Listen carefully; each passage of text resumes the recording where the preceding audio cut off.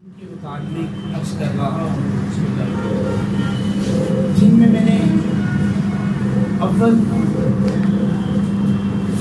ماں باپ کی نافرمانی کے نقصانات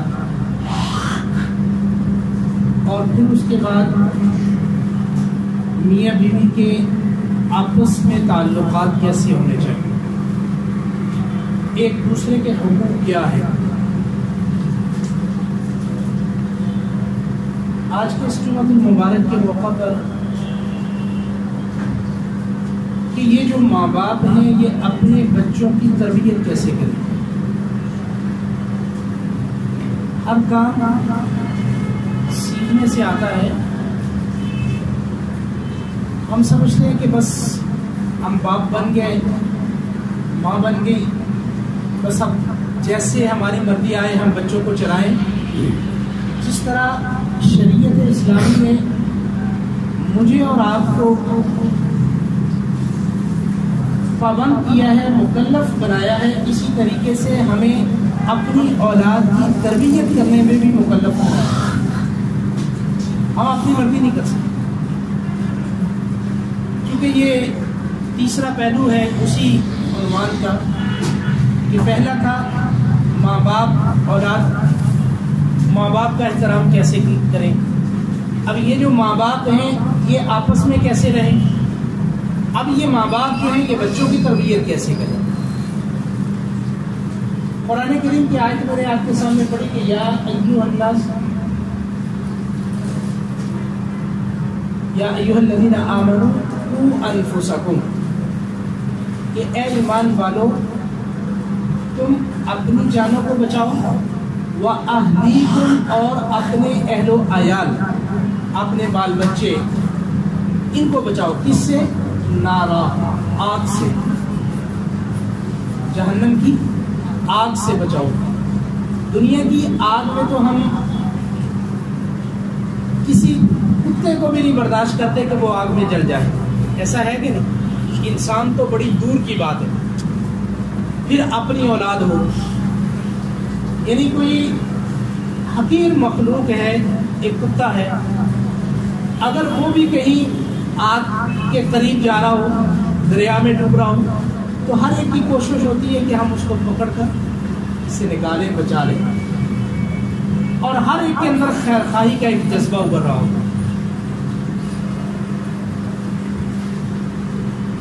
اور ایک آگ ہے جہنم کی آگ، یہ دنیا کی آگ ہے، وہ جہنم کی آگ ابھی نظر نہیں آ رہی۔ اللہ تعالیٰ نے حکم دیا کہ اس آگ سے بچاؤ۔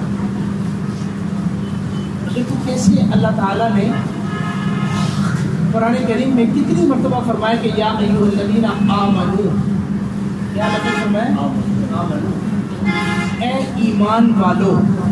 یہ بڑا محبت بڑا انداز ہے، یہ بڑی محبت والا انداز ہے۔ جیسے آپ کی اولاد ہے، اب اپنی اولاد کو آپ نام لے کر پکارتے، بلا لیتے، کوئی مذائقہ نہیں۔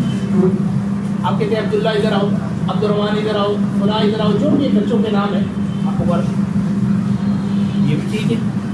اب ایک آپ کہتے ہیں کہ بیٹا بات سنو، بیٹا ادھر آؤ، اب اس میں اور اس میں بڑا فرق آ جائے گا، اس میں اور اس میں بڑا فرق آ جائے گا۔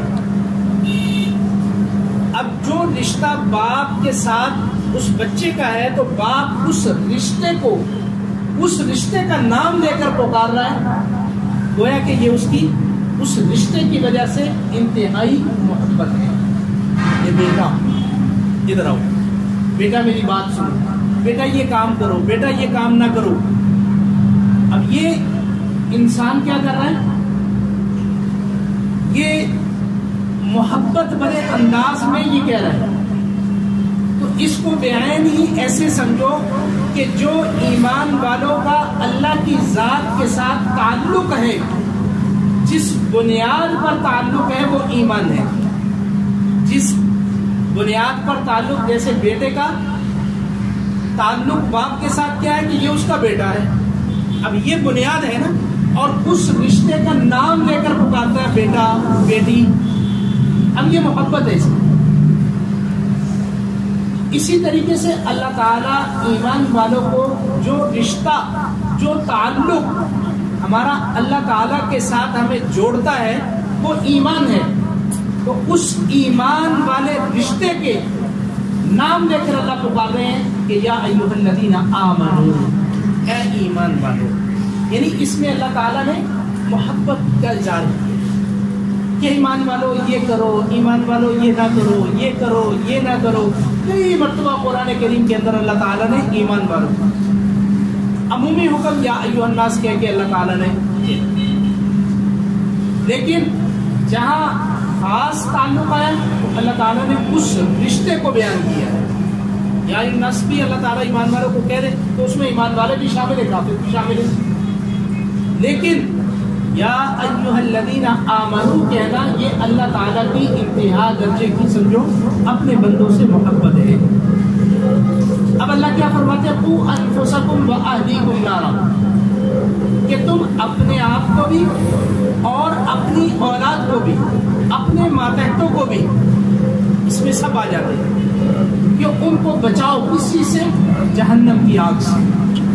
وہ جہنم کی آگ دنیا کی آگ ہے، اس کا ایندھن یہ لکڑیاں ہیں، تیل ہے، یہ چیزیں ہم جلاتے، کاغذ ہیں یہ جلاتے.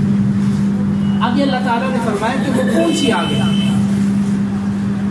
اس آگ کا ایندھن ہے کیا؟ وقودها الناس والحجارہ، انسان اور پتھر اس آگ کا ایندھن ہے. یعنی اس آگ کو بھڑکایا جائے گا. جیسے ہم آگ کو بھڑکانے کے لیے اس کے اندر لکڑیاں ڈالتے ہیں، اس کے اندر تیل پھینکتے ہیں، اس کے اندر کاغذ ڈالتے ہیں، کپڑا ڈالتے ہیں آگ کو ابھارنے کے لیے. فرمایا کہ وہ آگ جس سے تمہیں کہا جا رہا ہے کہ بچو اور بچاؤ، وہ کون سی آگ ہے؟ جہنم کی آگ. اور جس کا ایندھن دنیا کی لکڑی نہیں ہے بلکہ وہ کیا ہے؟ والحجارہ، وقودها الناس والحجارہ، انسان اور پتھر اس کا ایندھن ہے. اور اس آگ کے اوپر جو کھڑے ہوئے ہیں دربان کہ یہاں سے کوئی نکلنے نہ پائے، وہ اللہ تعالیٰ کے فرشتے کھڑے ہیں. اللہ تعالیٰ کے والملائکہ غلاظ شداد، سخت غلیظ، بڑے سخت قسم کے فرشتے کھڑے ہوئے. کوئی رحم کی ان کے اندر نہیں ہے بات. کیوں نہیں ہے؟ لا یعصون اللہ ما امرهم، وہ اللہ کے حکم کی نافرمانی نہیں کرتے. اللہ نے فرمایا یہاں سے نکلنے نہیں دینا، خوب ان کو ذرا رگڑا دو. اب ہم کہیں جناب فرشتہ صاحب تسی نے فرشتے ہو، ساڑی مان لو، معافی دے دو.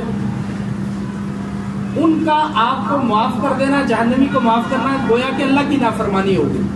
تو اللہ نے پہلے فرما دیا کہ لا یعصون اللہ، وہ اللہ کی نافرمانی نہیں کرتے. ما امرہم، جو ان کو حکم دیا جاتا ہے، ویفعلون ما یؤمرون، وہ کرتے ہیں جو حکم دیا جاتا ہے. یعنی ان کی ڈیوٹی ہے، جس طرح فرشتوں کی ڈیوٹی ہے میرے اور آپ کے بول کو وہ لکھ رہے ہیں، میرے اور آپ کے ساتھ محافظین فرشتے ہیں، میں اور آپ جو حرکات و سکنات کرتے ہیں وہ فرشتے لکھتے ہیں. آسمان سے بارش برستی ہے، اس کے ساتھ فرشتے اترتے ہیں. اللہ نے زمین کے اندر اربوں خربوں فرشتے جو ہے وہ بکھیرے ہیں. آسمان کے اندر کہیں بھی ایسی جگہ نہیں کہ جہاں فرشتہ نہ ہو. ایک بالش کی حدیث میں آتا ہے جگہ خالی نہیں. اب کوئی سجدے میں پڑا ہوا ہے، کوئی رکوع میں پڑا ہوا ہے، کوئی اللہ تعالیٰ کی تحمید بیان کر رہا ہے، کوئی اس کی پاکی کو بیان کر رہا ہے، کوئی اس کی تسبیح پڑھ رہا ہے. یعنی جس کام کے اندر اللہ نے لگا دیا وہ کام کرتا ہے. اسی طرح جہنم میں بھی ان فرشتوں کی ڈیوٹی ہوگی اور وہ ان کے ذمہ کام ہوگا. بس ان کے اندر رحم کا وعدہ نہیں ہوگا. تو یہ اللہ تعالیٰ نے فرمایا کہ اپنے آپ کو بھی بچاؤ اور اپنے اہل و عیال کو بھی بچاؤ. اب اہل و عیال میں دیکھیں، آج ہم والدین کیا کہتے ہیں؟ بچے مانتے نہیں، بچے مانتے. اس میں میں بھی شامل ہوں، آپ بھی شامل. دور ایسا آ گیا ہم کو. اس کی بنیادی وجوہات ہوتی ہیں. اس کی کیا ہے بنیادی وجوہات ہیں کہ جس وقت بچے کی تربیت کرنے کا وقت تھا وہ ہم نے اپنے ہاتھ سے نکال دیا، چھوٹا بچہ ہے، ہم اس کے لاڈ پہ اب وہ بچہ آ گیا، اللہ کے نبی نے پوچھا جو تم نے اس سے وعدہ کیا ہے وہ چیز تمہارے پاس دینے کے لیے موجود ہے کہ ویسے ہی کہہ دیا؟ یا رسول اللہ موجود ہے، اس لیے کہا اگر موجود نہ ہوتی تو تم اپنے بچے کو وعدے کو توڑنا اور جھوٹ بولنا سکھا دینا۔ سمجھا؟ اس بچے کو، جو بچہ ابھی چلنا سیکھ رہا ہے، اس بچے کو آپ صلی اللہ علیہ وسلم نے بتایا کہ آپ کے پاس اگر کوئی چیز نہیں ہے تو بچے سے یہ مت کہو کہ میرے پاس یہ چیز ہے تو آ جاؤ۔ ہم نے اس کو جھوٹ کا اگر ایسے عادی بنا دیا تو وہ بڑا ہو کے جھوٹ ہی بولے گا۔ اب 7 سال تک شریعت نے تمہیں اجازت دی بچے کو کچھ نہیں کہنا، اب 7 سال کے بعد اس بچے کو آپ کہیں کہ بیٹا چلاؤ نماز پڑھنے کے لیے چلے، کہاں چلے؟ نماز کے لیے۔ خود بھی یہ نہیں ہے کہ نماز خود نہیں پڑھتے، اور وَأْمُرْ أَهْلَكَ بِالصَّلَاةِ وَاصْطَبِرْ عَلَيْهَا، اپنے گھر والوں کو بھی نماز کا کہیے اور اس پر خود بھی پابندی کریں،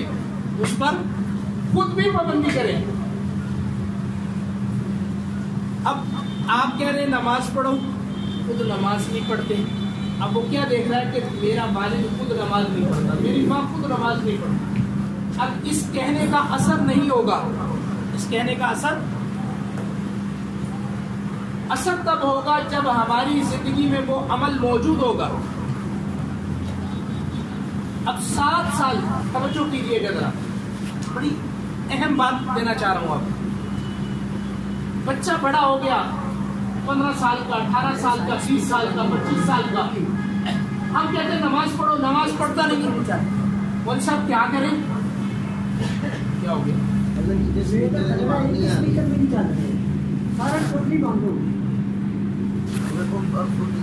یہ جو چھوٹے والا ہے نا، اوپر والا، اس کا مائک کھول دے، کسی نے بند کر دیا ہوگا، جہاں تار لگی ہوئی ہے اس کے اوپر والا کھول دے۔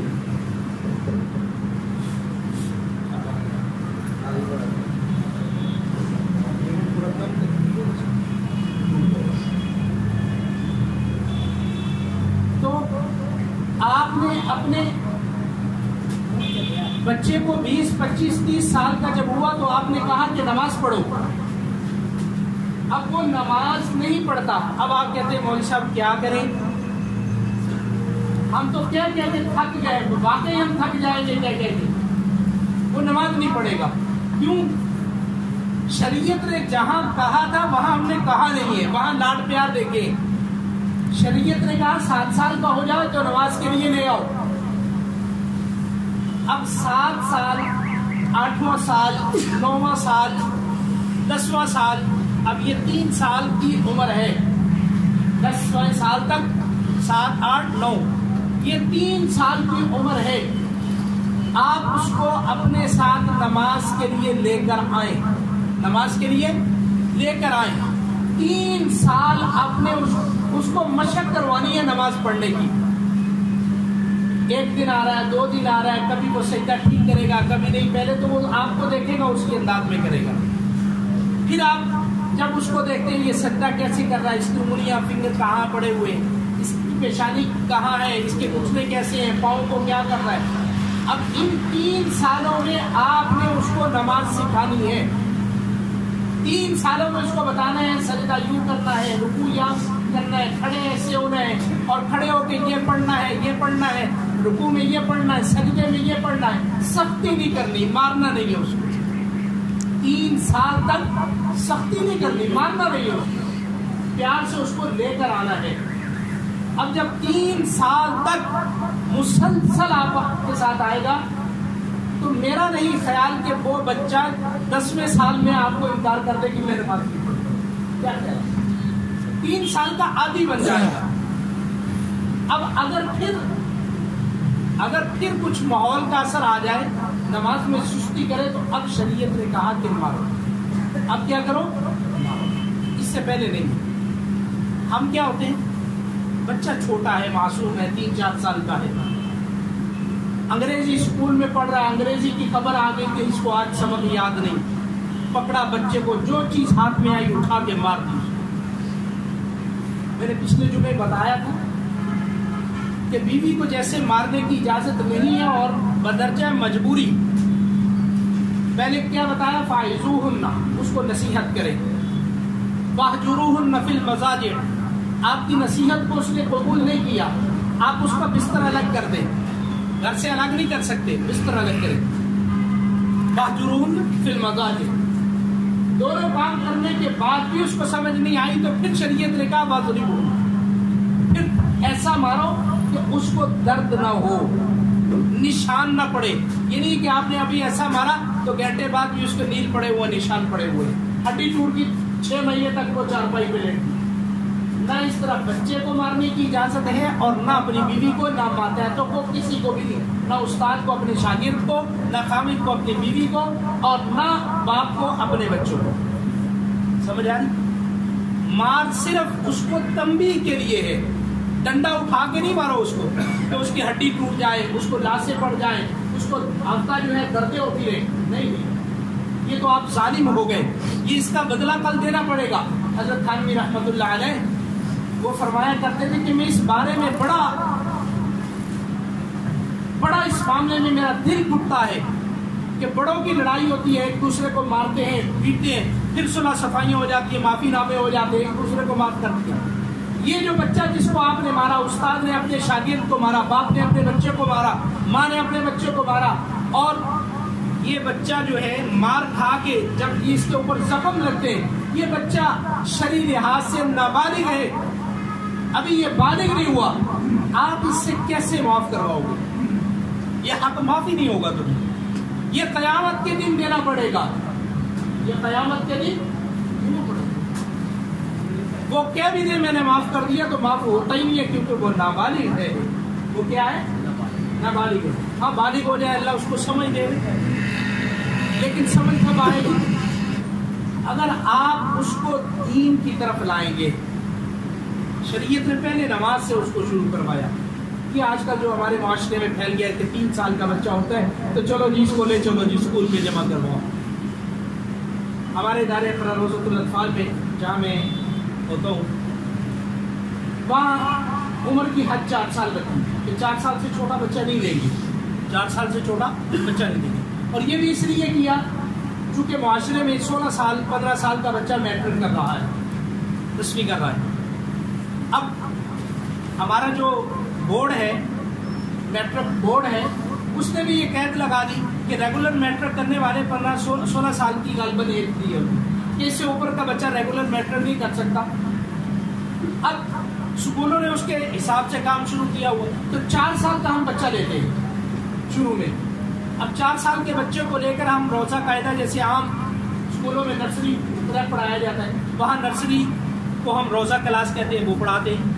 اب اس کے بعد اس کو قاعدہ کی کلاس، 5 ساڑھے 5 سال کا بچہ ہوتا ہے، اس کو قاعدہ کی کلاس پڑھائی جاتی ہے۔ جیسے یہ آپ کے یہاں نورانی قاعدہ ہوتا ہے، ہمارا یہ بڑا قاعدہ ہوتا ہے، تو اس میں پورا سال بچے کو وہ قاعدہ پڑھاتا ہے۔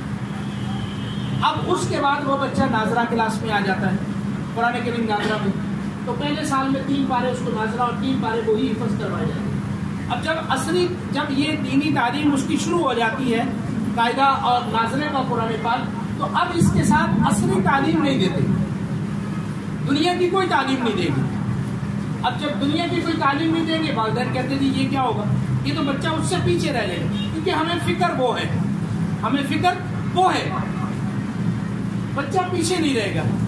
کیوں کہ جب یہ بچہ 4 سال کا ہمارا پیریڈ ہے، ہماری مدت ہے، دورانیہ ہے کہ حفظ کرے بچہ، اب یہ 6 سال کی عمر میں جب ناظرے میں آ گیا، 6.5 سال کی عمر میں، تو 4 سال آگے ہم نے اس کے حفظ میں دے دیں گے.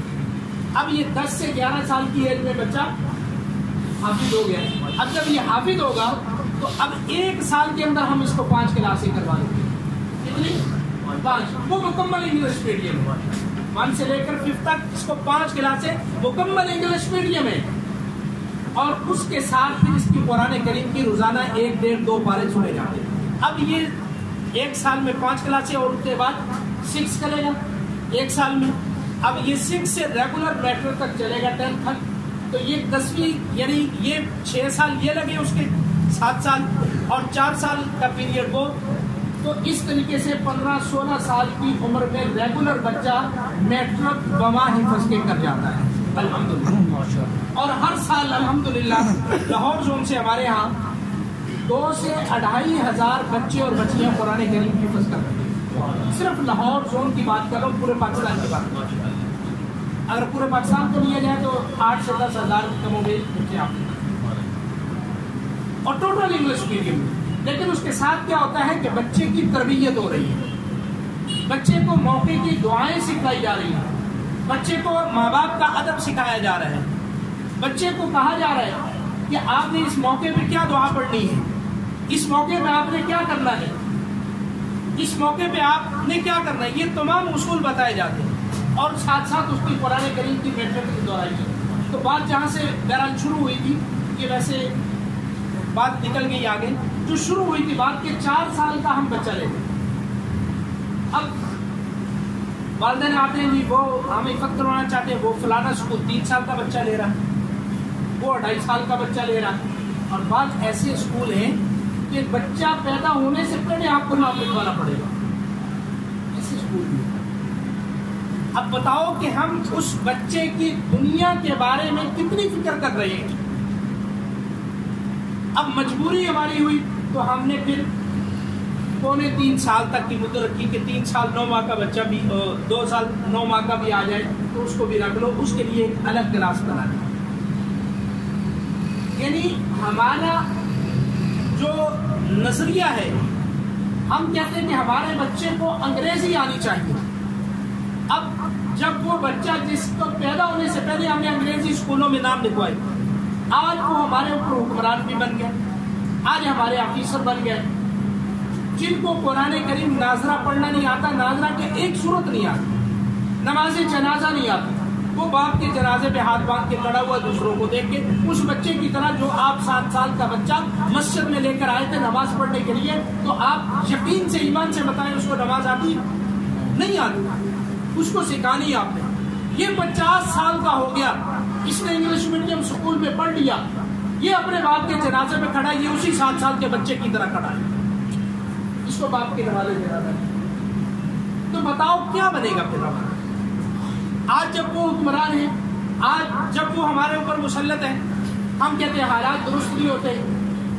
آج ہماری اولاد ہمیں گالیاں نکالتی ہے، ہم کہتے ہیں کہ اولاد کیا کرے جی زمانہ بدل گیا.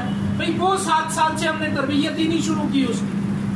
وہ جب اس نے پاؤں اٹھا کے چلنا شروع کیا تھا اس وقت ہم نے اس کو جھوٹ سکھلا دیا. تو یہ باتیں اور ان کو کھانا کھلاؤ وہ پڑھ کے میرے باپ کو پتہ چلا. ہمارے مفتی ظفر علی خان صاحب کہتے ہیں تمہارے باپ کے نوکر لگے تمہارے باپ کو بخشے. ہم نے پڑھا اپنے باپ کے لیے پڑھا.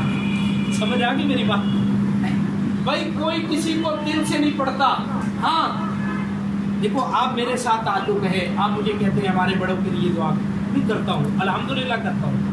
کوئی مجھے علم ہو جائے بھی کرتا ہوں دعا، ہر مسلمان کے لیے کرتا ہوں. لیکن جو طریقہ ہم نے پکڑا ہوا وہ کس لیے پکڑا کہ ہم اپنے عیب کو چھپا رہے ہیں. وہ عیب جو ہمارے بچپن میں دور ہونا چاہیے تھا وہ دور نہیں ہوا. آج اس عیب کو چھپانے کے لیے، وہ عیب چھپانے کے لیے ہم کیا کر رہے ہیں کہ ہم وہ سال کے بعد وہ کام کر لیتے ہیں، چلو جی بری ہو ذمہ، اور پورا سال نماز بھی نہیں پڑھتے، پورا سال نماز بھی نہیں پڑھتے. اب جب یہ معاملہ ہوتا ہے ایک طرف تو یہ کر رہے ہیں اور دوسری طرف وہی غلطی ہم دوہرا رہے ہیں. دوسری طرف ہم اپنی اولاد کی پرورش میں وہی غلطی دوہرا رہے ہیں. جب وہی غلطی دوہرائیں گے تو کل کو ہم قبروں میں چلے جائیں گے تو یہ بچے بھی وہی کریں گے جو آج ہم کر رہے ہیں. بات سمجھ میں آ گئی؟ کہ آپ کتنے لوگ بیٹھے، کتنوں کو نماز جنازہ صحیح آتی ہوگی، کتنوں کو نماز صحیح آتی ہوگی، تو پھر جب ہم چلے جائیں گے تو ہمارے بچے بھی تو ایسے کریں گے نا. ملک کا وزیر بن گیا، ملک کا بشیر بن گیا، حکمران بن گیا، قل هو اللہ نہیں آتی، نماز جنازہ نہیں آتی، وہ کیا مسلمان ہوگا؟ نام ہی ہے نا بس مسلمان ہے، ہمارے نام مسلمان ہوگا. تو اولاد کی تربیت میں یہ عمل ضروری ہے کہ ہم 7 سال سے اس کی پہلے جو سال ہیں ان میں نرمی کے ساتھ ہر غلطی پہ، ہر اس بات پہ ٹوکے. ایک صحابی ہیں وہ کہتے ہیں، حضرت اکراش رضی اللہ عنہ، وہ کہتے ہیں کہ میں نبی کریم صلی اللہ علیہ وسلم کے ساتھ بیٹھا، چھوٹا بچہ تھا میں، تو میں نے کھانے لگ پڑا، آپ صلی اللہ علیہ وسلم کے ساتھ کھانا کھا رہا ہوں. اب جب کھانا کھا رہا ہوں تو میں کبھی تو اپنے سامنے سے لے لیتا، کبھی ادھر سے لے لیتا، کبھی ادھر سے، کبھی ادھر سے لے لیتا، جہاں دل کرتا نوالا لگا لیتا. اللہ کے نبی نے یوں ہاتھ پکڑا، ارے لڑکی کیا کر رہی، اپنے آگے سے کھاؤ. اصول بتایا، چھوٹا بچہ ہے، اپنے آگے سے کھاؤ، یہ ماں باپ نے بتانا ہے، آگے سے کھاؤ. اگر میں بڑے احتیاط سے آگے سے کھانے لگ پڑا. کہتے جب کھانا ختم ہوا تو اللہ کے نبی صلی اللہ علیہ وسلم کے سامنے کھجوروں کی پلیٹ آ گئی، تھال آ گیا کھجوروں کا. اب اس میں کوئی کچی، کوئی آدھ پکی، کوئی زیادہ پکی، کوئی اجوا، کوئی دوسری، یہ کھجوریں مختلف قسم کی کھجوریں، کوئی ادھر رکھی، کوئی ادھر رکھی، کوئی ادھر رکھی. اب چونکہ اللہ کے نبی نے منع کر دیا، تھال آ کے نیچے پڑا. کہتے ہیں کہ میں نے دیکھا، اللہ کے نبی نے کہا کھاؤ، کہتے میں آگے سے کھانا شروع. اب میں نے اللہ کے نبی کو دیکھا کہ اللہ کے نبی ایک یہاں سے اٹھاتے ہیں، دوسری مرتبہ وہاں سے اٹھاتے، تیسری مرتبہ وہاں سے اٹھاتے، چوتھی مرتبہ وہاں سے اٹھاتے. تو میں پریشان تھا کہ میں گیا تو اللہ کے نبی وہاں کہہ کے کہ یہ کیا معاملہ ہے. تو اللہ کے نبی نے فرمایا کہ دیکھو آپ یہاں سے بھی کھاؤ، وہاں سے بھی کھاؤ، وہاں سے بھی کھاؤ. کیوں کہ یہ مختلف قسم کی کھجوریں ہیں. آپ کے سامنے جو کھجور ہے وہ اور قسم کی ہے، دوسری طرف اور ہے. جب مختلف ڈشز ہو، مختلف قسم کی آئٹمز ہو تو پھر آپ دوسروں کے آگے سے بھی اٹھا سکتے ہو. یعنی اصول بتایا کہ چھوٹے بچے ہیں یہ تربیت کرتے. حضرت حسن رضی اللہ تعالیٰ کھجوریں آئیں کہیں سے صدقے کی. حضرت حسن چھوٹے بچے ہیں، منہ کے اندر کھجور پکڑی اور ڈال دی. اللہ کے نبی نے فرمایا کاف کاف، جیسے پنجابی کا تھو تھو تھو کر دیتا بچے کو، کہتے کاف کاف، پھینک دے اس کو، نکال دے باہر. اب آپ صلی اللہ علیہ وسلم نے انگلی سے اس کو باہر نکالا اور فرمایا کہ ہم بنو ہاشم کی اولاد سید ہیں، ہم نے صدقہ کھانا جائز نہیں. چھوٹے بچے ہیں، نہیں تو ہم کیا کہتے ہیں چھوٹا بچہ چلو جو بھی آیا کھانے دو، اس کو کھانے کا ہوتے کھانے دو. نہیں بھائی، بچے کی تربیت کرنی ہے، بچے کی تربیت کرنی ہے ہم نے. جب بچے کی تربیت کریں گے تو پھر یہ بچہ بڑا ہو کے یہ نماز بھی پڑھے گا اور میرے اور آپ کے دنیا سے جانے کے بعد یہ ہمارے لیے ہاتھ اٹھا کے اللہ کی بارگاہ میں دعا کرے گا. پھر یہ جب ہمارے نماز جنازہ پڑھنے کے لیے کھڑا ہوگا تو اس کو مکمل جنازے کی دعائیں آتی ہوں گی، پورے آداب کے ساتھ یہ بات کر کرتے دل سے جنازہ پڑھے گا. نہیں تو پھر صورتحال ہم اپنی طرف دیکھ لیں تو پھر بعد میں آنے والی نسل کی جو تربیت کر رہے ہیں تو وہ پھر دیکھ لیجیے گا کہ کیا ہوگا. گویا کہ ہم خود ہی وہ کام کر رہے ہیں جو ہماری عاقبت کو خراب کر رہے ہیں، جو ہماری آخرت کے لیے آگ کا سامان. تو آیت میں نے کیا پڑھی تھی کہ اللہ نے فرمایا کہ تم اپنے آپ کو بھی اور اپنے اہل و عیال ان کو بھی جہنم کی آگ سے بچاؤ. اس آگ سے کہ جس کا ایندھن لکڑیاں نہیں ہے، جس کا ایندھن انسان اور پتھر ہے، اور اس پہ جو دربان محافظ مقرر ہوئے وہ سب قسم کے فرشتے ہیں جو اللہ کے حکم کی نافرمانی ہوئی. جو حکم دیا گیا وہ کرے گی، گرز مارنے کا کہا گیا وہ کرے گی. تو اس لیے یہ عنوانات، یہ 3 عنوان تھے. پہلا عنوان تھا والدین کی فرما برداری، ماں باپ کی اطاعت، یہی جنت ہے. اور دوسرا کہ ماں باپ کا آپس کا تعلق کیا ہوگا، یہ پچھلے جمعے میں نے عرض کر دیا کہ ان کو اپنے ایک دوسرے کے حقوق کا کیسے خیال کرنا ہے. اور تیسرا عنوان کہ ان کو جب اللہ نے اولاد دی تو یہ اولاد کے لیے کیسے تربیت کا نصاب قائم کیا. تو یہ 3 عنوان جو ہو گئے، یہ معاشرے کے اندر آگے چل کے یہی افراد بنتے ہیں، یہی قومیں بنتی ہیں. تو جب یہاں سے ہم شروع کریں گے تو انشاءاللہ یہ آگے بڑھ کے معاشرہ بہترین معاشرہ ہوگا، پھر ہمیں شکایت اور شکوے نہیں ہوں گے. اس لیے لیے اپنی اولادوں کو دین کی طرف راغب کریں. اللہ